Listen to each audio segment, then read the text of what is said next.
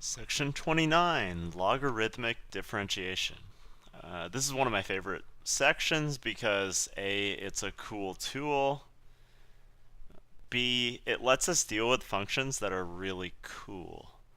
Like one of my favorites, y equals x to the x. So something that's power is always equal to its base.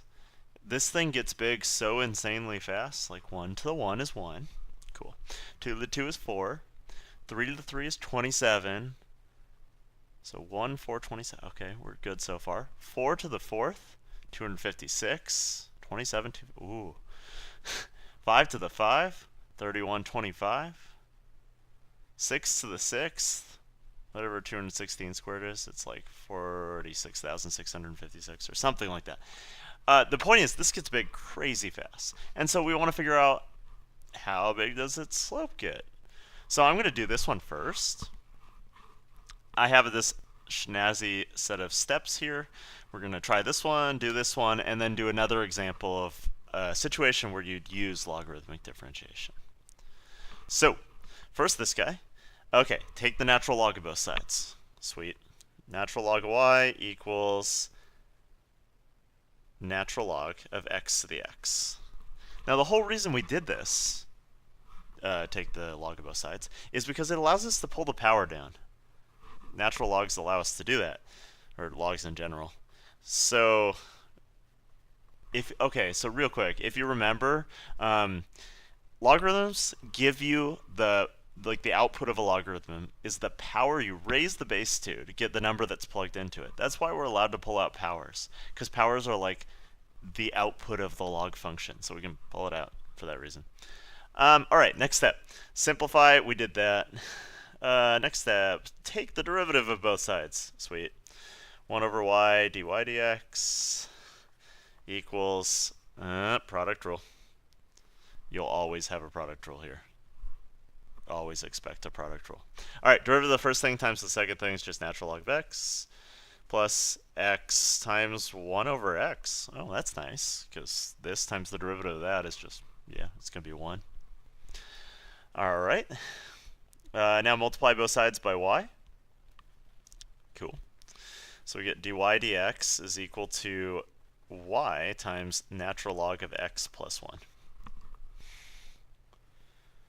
But we know what y is. Y is x to the x. So I'm going to plug that in, which means the rate at which x to the x is getting bigger is dependent on itself, like any exponential.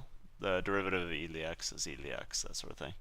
But it's also increased by this factor, which is, it may seem like a small factor, but for anything bigger than 1, this number is just going to keep getting bigger and be added to 1. So like eventually natural log of 1,000 is some reasonably big number, like 7 or 8. So that means it's getting, its slope is 8 times higher than its value at that point, which is pretty crazy. I mean, this thing's getting big fast. All right, let's do another one. Should just be easy. This one's barely different. Y equals natural log of x to the x. So take the natural log of both sides. Natural log of y is equal to natural log, oh, let's just pull the power out now, x natural log of x.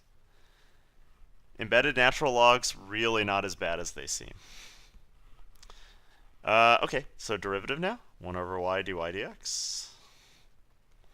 Okay, product rule, we have an x and we have a natural log stuff going on here. So the first one's easy, it's just natural log of x, because we just take the derivative of x times that thing. The second one's harder. We're going to have x times the derivative of natural log of x, which is, well, with any natural log, we always do 1 over the inside, so 1 over natural log of x, times the derivative of the inside, so times 1 over x. So really not that bad, and these are going to cancel out, which is pretty cool. Now we multiply the y to the other side. Y is, I'm just going to plug it back in, natural log of x to the x power, and we multiply by this factor, so natural log of x plus, and these canceled out, so just 1 over natural log of x. That's it. All right, so one more example problem, kind of a different vein here. Another spot where natural logarithmic differentiation is useful is when we have a situation like this. And this is a problem you already know how to do a different way, but this is an easier way. So let's do the 7th root of, let's go x plus 6 to the 6th times x over, let's do another square root on the bottom. Why not? This one will only be a cubic root instead of a 7th root of 2x minus 1 to the 4th. That's enough nonsense there. So you could do this. You could use the quotient rule. We could rewrite powers. We could it's so much easier to use logarithmic differentiation. So first, we'll ln both sides. ln y equals ln of all this stuff. The 7th root of this stuff over the cubed root of this stuff.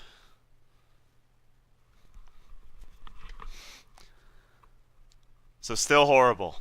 Let's split it up. Okay, so beautiful thing about natural logs is we can just pull those roots off and treat them like the powers they are. So I can rewrite the top. So, okay, first of all, I'm going to split these two into different ones. Anytime you divide in a natural log, you can just split it into two integrals that are subtracted. So I'm only going to deal with the top initially. So I'm going to pull out the 1/7 natural log of that stuff on the inside, x plus 6 to the 6 times x.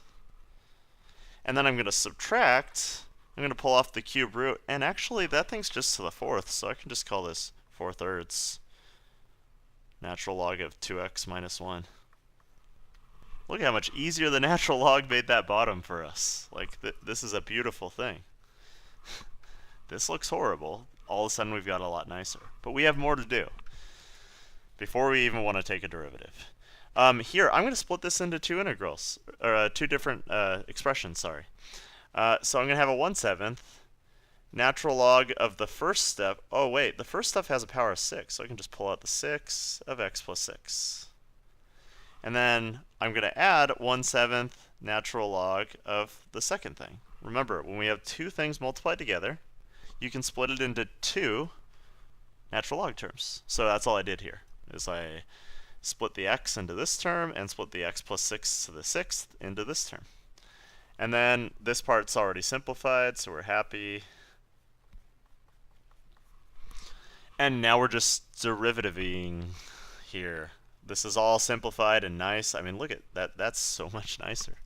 All right, so now we get 1 over y dy dx equals 6/7 times 1 over x plus 6 plus 1/7 times 1 over x, which is the derivative of natural log of x, minus 4/3. Okay, so du over u. So du is 2 over 2x minus 1. And our last thing is just to multiply the y to the other side. dy over dx equals all the nonsense we started with. 7th x plus 6 to the 6th x cubed root 2x minus 1 to the 4th. Cool. So that's y times just this stuff. So yeah, I mean, I don't even really need to simplify it that much. So, I can do this plus this minus 8 on top and 6x minus 3 on the bottom. That's a fine way of leaving my answer. And so logarithmic differentiation is a really powerful tool that lets us solve a number of ugly things. Here we didn't need to use it. There were other ways. For the examples on the back here, this is the way you do it. This is how you solve these problems. There isn't another way that is that we have in this class to do this. All right, that's it for logarithmic differentiation.